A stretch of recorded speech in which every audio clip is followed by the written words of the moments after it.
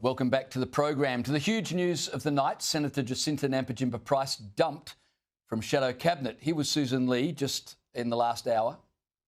Senator Jacinta Nampijinpa-Price has failed a test of high standard that I have set for members of my shadow ministry. Confidence in the leader is a requirement for serving in the shadow ministry.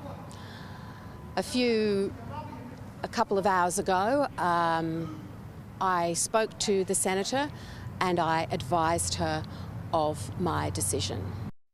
That, of course, came after Senator Price refused on 2 occasions to back in Sussan Ley as Liberal leader. Take a look.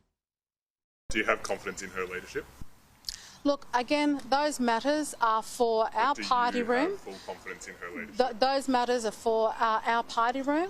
My focus is to go forward and to ensure that we're doing the right thing by the Australian people, which is what we're elected to do. Do you fully back her leadership? That is what my concerns are about. The Senator has a meeting. Thank you very much. Cheers.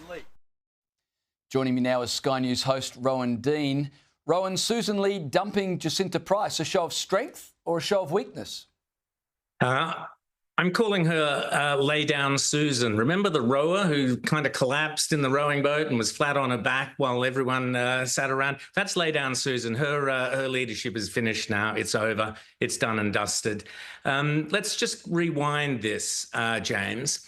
What Jacinta Price was 10 days ago, there were rallies and protests all across Australia with Australian flags flying. It was called the March for Australia, and it was in reaction to months and months of protests for Palestine and other issues. Following that protest, Jacinta Price was asked on the ABC about immigration, which is a hot-button issue with many, many Australians for many, many different reasons. During that interview, she quoted a poll, a Redbridge poll, that suggested that 85% of Indians in Australia, migrants or second generation or whatever, tend to vote for Labor.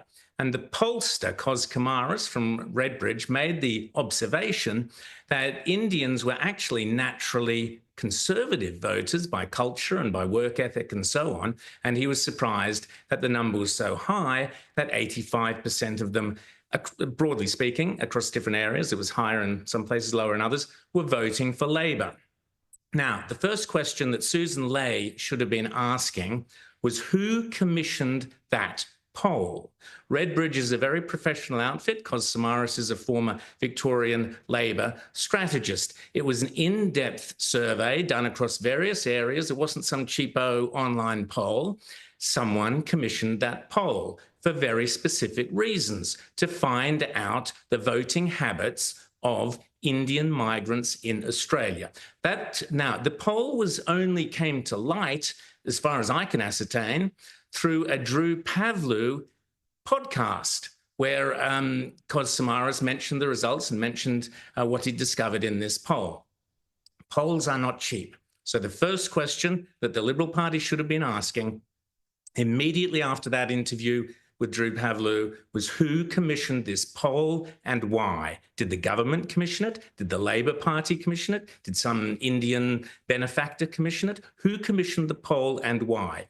All Jacinta Price was doing was quoting that poll, that 85% of Indian migrants, according to the poll, vote Labor.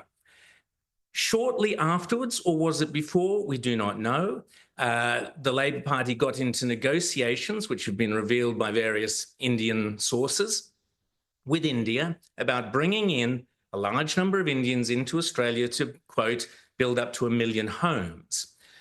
Were the Labor Party, was the government aware of the results of that poll when they entered these negotiations with the Indians? That is also what Sussan Ley should have been asking. She's had nearly a month to find out the answers to those questions. We haven't heard a single word from her.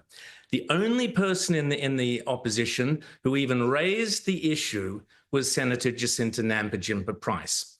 Having raised that issue directly when she was asked a direct question, which she answered honestly, the first thing that the Liberal Party, the coalition and Sussan Ley should have been doing is going, she's onto something here.